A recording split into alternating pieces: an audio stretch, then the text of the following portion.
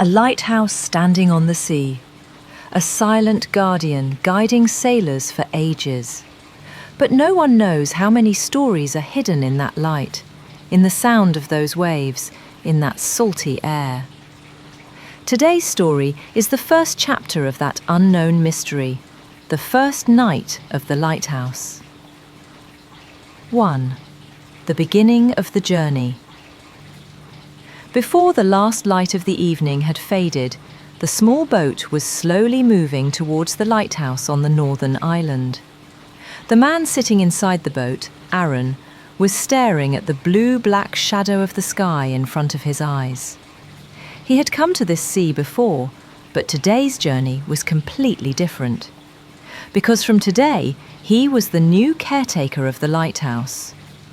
He was close to 30, with crystal dreams in his eyes, some unknown fear in his chest, and a strange attraction to history in his mind. The boat rocked as the waves suddenly hit the sea. The boatman who came to take him, an old man named Fakir Chand, said slowly, "Don't be afraid, Babu. Everyone is a little afraid on the first night. It takes courage to spend the night in the lighthouse." Aaron smiled. "What's the fear, Uncle? I'll light the light, eat bread, and then sleep. It's a peaceful night." Fakir Chand was silent for a while and said, "Yes, that's how it's supposed to be." The words sounded strange to Aaron. Just as he was about to ask questions, the boat came to a stop at the stone pier of the lighthouse. 2. Introduction to the lighthouse. The lighthouse is very old, built in 1894. White in colour, with a huge glass-enclosed light on top, whose light can be seen up to 21 kilometres away. It has been broken in many ways in storms, and it has stood firm in rain, storms and waves, yet it is unwavering. As soon as he opened the gate and entered, the cold, damp air engulfed him. On the inner walls were pictures of old sailors, old maps, and the names of lightkeepers. Everything was silent, as if their eyes were still looking at the raging sea outside. Aaron's room was on the middle floor of the lighthouse. A small room, a bed, a table, wooden windows, and an old clock hanging on the wall. The clock had stopped at 12:13 a.m., as if waiting for someone. While tidying up the room, he saw a small wooden box next to the bed. As he was dusting it off, he found Lighthouse Logbook, 1963. He thought he would read it later. First, he had to turn on the light. 3. The moment he turned on the light, as he walked up the stairs, he heard the rustling of the wind, the gurgling of the water, and somewhere inside, the lighthouse's own heartbeat, a deep hum. When he reached the top and pressed the light switch, the glass room was filled with bright light all around. The sea began to sparkle. The light began to rotate slowly, once every 5 seconds. It was not just light, it was like the cycle of history. Suddenly, a strange sound came from afar. Oh! It was not the sound of a wave, not even a human. It felt like someone was calling out through the air. Aaron stopped. "It must be the sound of the sea," he explained to himself. 4. The first sign of the lighthouse. He came down and was sitting at the table making tea. At that moment, a sound slowly came from the old trunk kept under the table. Knock, knock, knock, 3 times. He was startled. "It must be a mouse or a tit," he said to himself. But the sound was unusual, as if someone was knocking. As soon as he opened the trunk, he found another small book inside. Night Notes, Ashok Sen, Lightkeeper. Along with it was a picture.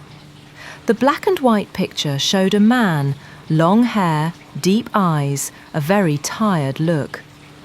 On the back of the picture was written, "I spent my first night here on January 13th, 1965. A strange similarity to today's date. Aaron walked around the house for an hour, looking at everything.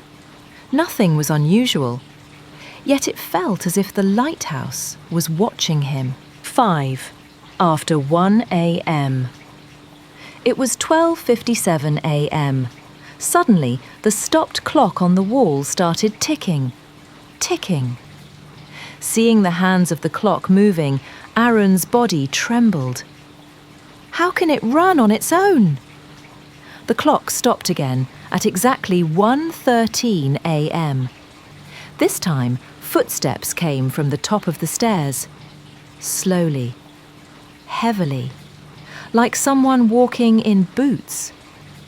Aaron opened the door and said, "Is anyone there?" But there was no answer. As he climbed the stairs, the lighthouse felt unusually quiet. The light was moving silently. But someone was standing next to the window glass, like a shadow. As he approached, the shadow disappeared. 6. Lightkeeper Ashok's warning.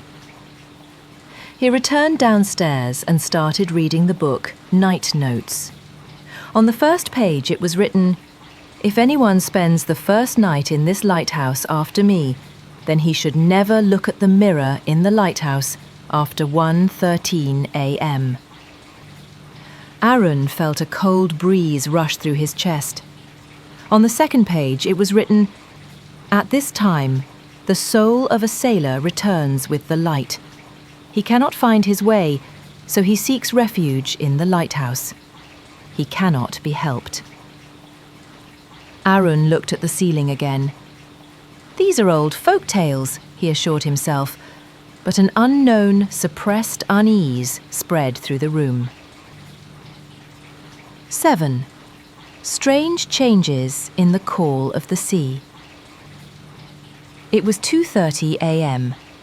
The tide was rising outside. The sound of the wind had increased. Suddenly, a soft voice like a human cry came from the window of the lighthouse. "There is no one. Show me the way." Aaron quickly ran upstairs. He looked through the window glass, a light mist on the sea. In the middle of it, a shadow figure dressed in white. He was looking right at the lighthouse. The moment the light fell on that shadow, the shadow disappeared. But immediately, a face appeared on the glass wall inside the lighthouse. A white, swollen, strange look. Aaron fell back and sat on the ground. He closed his eyes. 5 seconds. 10 seconds. He opened his eyes and saw that the glass was normal again. But this time, the old radio lying in a corner of the lighthouse turned on by itself. Strange words on the radio. "Over. Mayfair ship. Help. Red light." Then the voice cut off. This word sounded like the SOS signal of a lost ship in 1965. 8. The old story came to light. Aaron then started reading the rest of the logbook. It read, "On the night of January 13th, the ship Mayfair sank. Their captains saw the light and wanted to ask for help, but the light was not on. As a result, they could not find their way. From that day on, at 1:13 a.m., the soul of that captain returned."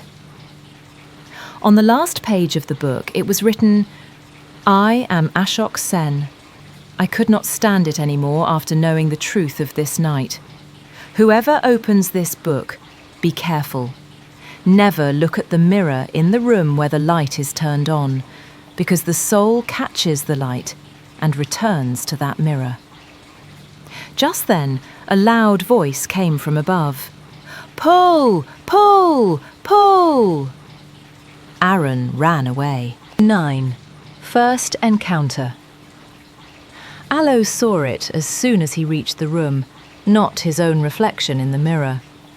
Instead, there stood a watery man, his white clothes wet, his eyes red, his lips blue, as if he had risen from the bottom of the sea. He said slowly, "Show me the light. I couldn't find the way." Aaron was still, no reaction. His body was shaking. The shadow face came forward a little. "You turned on the light. You opened my way. Follow me." Suddenly, a gust of wind made the glass shake. The light turned and hit the shadow's face, and he disappeared. 10. The mystery grows deeper in the night. After the incident, Aaron quickly went downstairs and closed all the doors and windows. But looking at the clock, he saw the time was 12:13 again. Now he found another passage at the end of Ashok's logbook. "If the spirit sees you, it will want to take you with it. Never let the light stop. Once the wheel of light stops, it cannot be stopped." Just then, another voice from above. "Gang! Gang! Thunder!" Aaron ran up. The light had stopped rotating. The machine was off. There was no reason for it to stop. He pressed the switch and tried again. It was not working. Then, looking out to sea, he saw that white shadow slowly approaching the lighthouse from within the fog. 11. Race for life. Aaron quickly opened the panel next to the machine and started turning the manual wheel because the book said, "When the light stops, the spirit comes closer." But his hands were shaking. The wheel was jammed. The wind was howling outside. Then someone's voice from behind. "Don't stop. The light will shine for me." Aaron looked back and saw that face in the mirror. Without delay, he turned the wheel with all his strength. The light suddenly lit up. As soon as the glass house was illuminated, the reflection in the mirror scattered and disappeared. The shadow in the sea also slowly melted like smoke. 12. The last chapter of the night. The clock in the house stopped again at 3 in the morning. The radio was silent. The air was calm, as if nothing had happened. Aaron sat on the chair and gasped. Was it real, or an illusion of the night? After a while, he decided he would put the two logbooks together. And when the first boat came in the morning, he would go back. But then he sat on the bed and realized there was not only light inside the lighthouse, but many unknown secrets that no one knew. Sleep was not coming. The sky was slowly moving towards dawn. While massaging his eyes, he looked at the window. 13. The morning sun. Everything was quiet since morning. The sun had set. The birds were calling. The sea was calm. Fakir Chand brought the boat and saw Aaron and said, "Looking at your face, it seems like you didn't spend the night well." Aaron didn't say anything. He just looked at the lighthouse and said, "Uncle, is this lighthouse really—" Fakir Chand remained silent. Then he said slowly, "Nights are different, Babu. The first night is just a warning. The real story starts from the second night." Aaron shivered. The last word, end of the first night, Aaron knows he can go back. He can quit this job. But his curiosity, his fascination with history, and the experience of the first night will not leave him. And so he decides he will return. He will spend the second night, where a new chapter will begin. The mystery surrounding ghosts, light, the past, and Aaron will gradually unravel.